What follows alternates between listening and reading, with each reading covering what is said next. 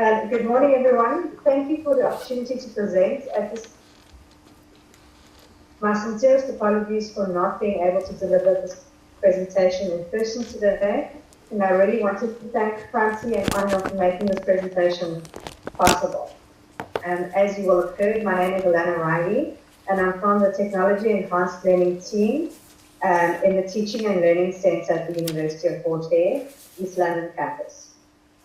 My role in teaching and learning, while primarily focused on e-learning, is rather widespread, and as a result, I'm involved in a variety of academic development initiatives within the Teaching and Learning Centre.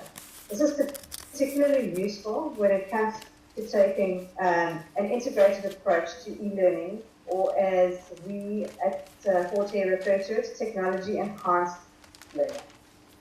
When the vast majority of lecturers think of e-learning, their thinking probably looks a bit like the slide in the picture in the slide, illustrating a level of connectedness through a variety of networks, devices, and social media sites. Can you move it on, please? So we asked a number of lecturers that we work with to conceptualize technology in an ideal setting without constraints of any kind. If you look at this word cloud, you can see that it encapsulates dreams and expectations of what integrating technology into an offline course could be like. It would be developmental, take an integrated approach to teaching and learning, provide opportunities for application of knowledge in a problem-based learning environment, provide relevant and timeous feedback on assessment. It would be a space for student and lecturer engagement and communication, and would be interactive, student-centered, provide opportunities for expression of creativity and robust discussion, allowing for self-directed learning and convenience and accessibility, undetermined by constraints of time and place. And before we get all excited, we move on to the next one, please. The harsh reality is we don't have unlimited resources, and we are bound by a particular set of constraints. So then we asked the group to draw up a list of constraints for us. Next slide, please. And this word cloud provides a glimpse of the constraints impacting on the viability of integrating technology effectively with their modules. Budget constraints impact almost every area of service delivery, as resources of every kind rely on availability of sufficient and necessary resources. This related to both institutional budget constraints as well as the personal student budget constraints in the form of access to necessary devices, Wi-Fi, data, and so forth. And then there's what I like to call the soft stuff. The fuzzy people stuff that prevents us from performing, trying out new things, and this is mostly driven by fear. Mostly a fear of failure, fear of the unknown, fear of being part of transformation, fear of stepping out of our comfort zones, and this fear seems to stem both from the lecturers and the students, and our view is that this has the greatest impact by far on the success of blended learning modules. Can we move on to the next slide, please? Okay.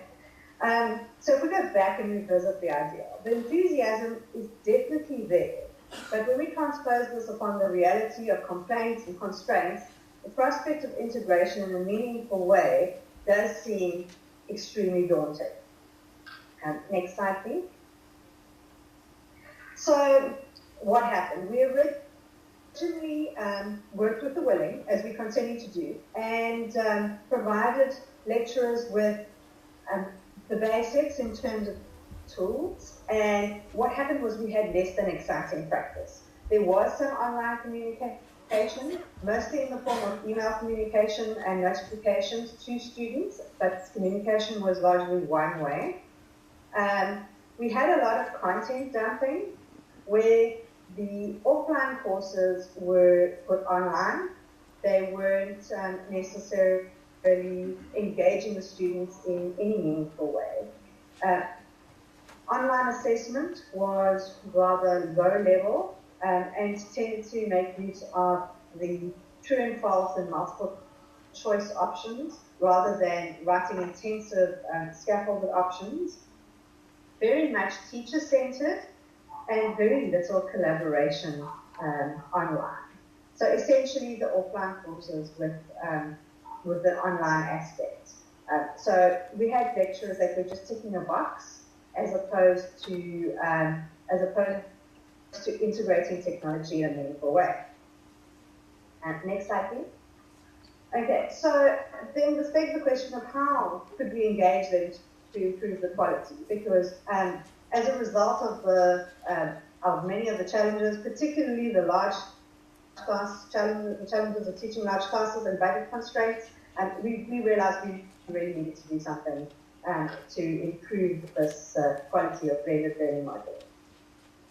Next slide, please. Okay, so we felt that theories of social learning may be applicable in this context. As people are primarily social beings, the social learning theories of Lab and Wenger on community of practice seemed applicable in this context. This theory was introduced in 1991, so it's not a new revelation. However, the move towards cross-disciplinarity and integration of technologies as teaching tools means that this model has never been more applicable as it is presently. So there are three areas that we wanted to look at. The first is a domain, and according to Levenwenger, domain is the community of practice is something more than a network. It's more than just connections between people. The identity is defined as a shared domain of interest. Community, in pursuing the interests of this domain, the members needed to engage in joint activities, discussion, information sharing, and build relationships. So it becomes a trust exercise as well. I share with you, you share with me, and then we're moving towards developing this community of practice. And in our context, this has been realized largely through small group interaction, primarily at departmental level. Move on, please. Okay. Initially, this meant that we focused on equipping lecturers and departments with e-learning tools, focusing on what they can use in their courses to engage students. However, this tended to be a bit of a shotgun approach and really had limited impact. We really wished to get the staff to engage with their curriculum so that the technology would be embedded rather than an add-on or a nice to have. Okay. How we went about doing this, we started with small groups, individual small group consultations, and from there we started to ask questions with regards to what can go on. We focused on improving the quality of integration of technology-enhanced learning into the curriculum, beginning with learning outcomes, moving towards a pedagogical approach, and learning activities, assessment methods, and finally quality assurance. Next slide, please. Okay, so with the question of what can go online, we began with content delivery. It is and always has been a large part of technology integration. That does tend to plague us as we are currently rethinking how to make content meaningful. And we found that this means different things in different disciplines, which increases the level of complexity. As far as communication is concerned, we didn't want it to be just email. We have tried to get staff to find innovative ways to engage with students in an online space in a more collaborative manner. as we feel that the advent of massification has seen larger classes and less collaboration among students, despite them having the technologies to support it. And assessment has always been something that has been at the forefront of blended learning courses. It's been considered a way to manage large classes during stressful assessment peak times. And we've been trying to engage lecturers in assessment transparency, assessment for learning, and assessment as learning, as opposed to only assessment of learning. And this includes, or has included, the development of rubrics and engaging them in debates between utilizing short answer or defined answer questions, such as multiple choice and true and false type questions, versus scaffolded writing intensive assessments. So up until now, we had been taking a small group or a small consultation, individual consultation approach, but we wanted to look at formalizing this group. So we wanted to start moving towards developing a community of practice of sorts. We started to do this in the form of a roundtable discussion over lunch once a quarter. And although we were doing that, we were continuing with the individual and small group consultations because no one size fits all. But we have managed to develop a core group of sorts, not necessarily consistent in participation or numbers, but we have found that some departments, like our accounting department, for instance, has organized themselves so that the department and departmental innovation challenges and complaints are represented at each discussion, which is great. We would like to extend that model to other departments. Originally, we found that the space was for complaints about what was constraining efforts to integrate technology, mostly network speed, Wi-Fi, access to devices, and data on the part of students. But so slowly, and I really do mean slowly, we have seen a more collaborative and collegial approach to sharing of innovation and practices. It is a safe space, and the lecturers are starting to share with each other across the departments. Okay. Next slide, please. So lecturers, we asked the lecturers to identify what the potential in leveraging technology for teaching and learning is. If we had to think back to what their dream was, without the constraints, this was more reflective after they had been engaged in the roundtable discussions for about a year. And they identified that potentially technology can be leveraged as a tool for teaching and learning, but it has to be leveraged in the right way. And something that has come up a number of times is that a hammer is also a tool, and if you aren't mindful of what your outcome, and this goes back to the learning outcomes and engaging them with curriculum, if you aren't mindful of that outcome, everything may start to look like a nail. Next slide, please. Okay. The lecturers identified the efficient marking of assessments for large classes as particularly useful. They did feel that there was potential to promote active engagement and facilitate collaborative activities. Some of our lecturers have started to use wikis, blogs, e-journals, discussion boards quite effectively. But we've also found that it has a lot to do with the personality of the lecturer and how they engage with their students offline as well as online. Next slide, please.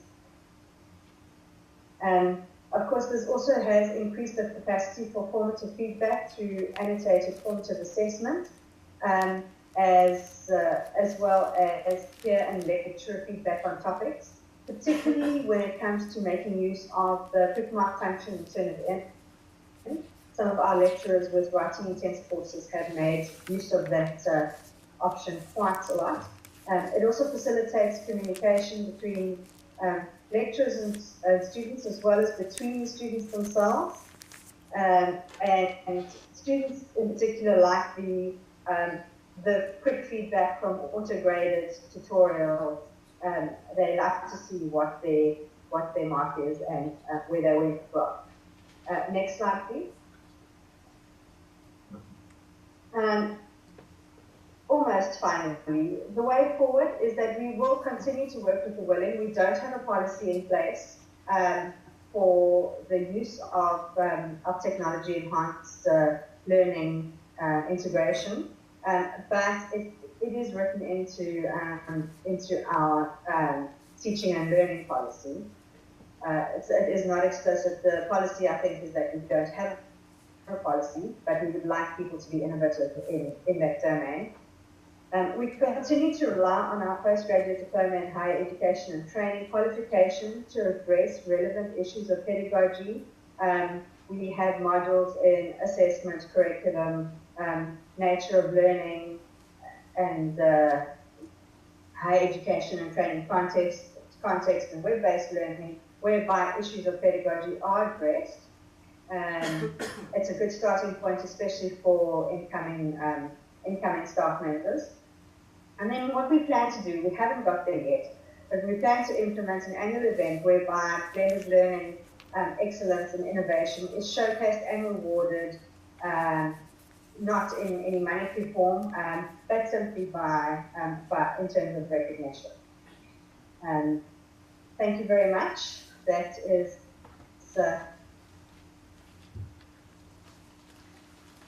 I'm saying my question is not only based on you, but also the audience. I heard you were saying that there is technology, there's no policy in your institution that talks about technology. So I want to ask the audience, maybe if there's any one of you where maybe the institution where they have already incorporated technology onto their policies, more especially when it comes to e-assessment, we find it difficult for the lecturers to use this because there's no policy that binds them. Even to integrate this technology in teaching and learning, you'll sometimes find that they refuse to do it, and they will say, where's the policy that tells us to integrate this blackboard? Yes, thank you. Can I answer? Yes, sure. I think there's no policy in terms of mandating technology integration. There is, however, provision is made within our teaching and learning policies and assessment policies for the integration of technology, but there is no policy to say that lecturers have to integrate technology or how they should do it. We are very mindful of the fact that different disciplines have different needs, and by our view was if we were going to enforce that, or enforce the technology as something that has to be done, you tend to breed compliance, and then this impacts negatively on creativity and innovation. Right. Thank you. Any other questions? There's one more question. I think you have to come closer. You can see your questioner coming along. Hi, Alanna. Hi there. My name is Granny Suter from TUT. My question is based on, I heard you said you will continue with the willing, those that are willing Yes. to. My question is, what about the others that are not willing? And does this not have an impact on the others, for this other student, in terms of other students are benefited because of the lecturers that are willing and the others are not willing? I don't know. Okay, that's a very good question. What we have found is originally we worked with the willing because we had very low adoption of Blackboard to begin with. And we found we were very aware of the fact that if we try to force technology onto lecturers and students, that the impact may well be negative, which is not what we wanted. But what we have found is that even those lecturers who were very cautious or fearful to begin with have started to come on board. Maybe not because they wanted to be innovative to begin with, but because the students have put pressure on them, and of course they don't want to be left behind because we are starting to gain critical mass in terms of adoption, but we've now turned our attention away from adoption and towards improving the quality of blended learning courses. Any other questions, ladies and gentlemen? Anyone else? Right, Alanna, thank you very much. I think you will be able to hear everyone while they give you a hand. Thank you very much. Thank you very much for making this happen. Yes, you should be on TV.